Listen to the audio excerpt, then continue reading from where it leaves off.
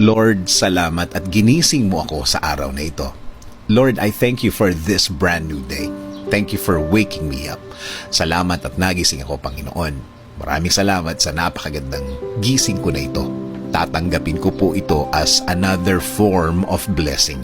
Humihingi po ako ng patawad, Lord, dahil minsan hindi ko nakikita ang kagandahan ng umaga at araw. Hindi ko nakikita ang mga bagay na ibinibigay niyo sa akin. Mga bagay na dapat maganda ang effect sa akin. Since na sa problema ako nakatingin, di ko po ito lahat nakikita.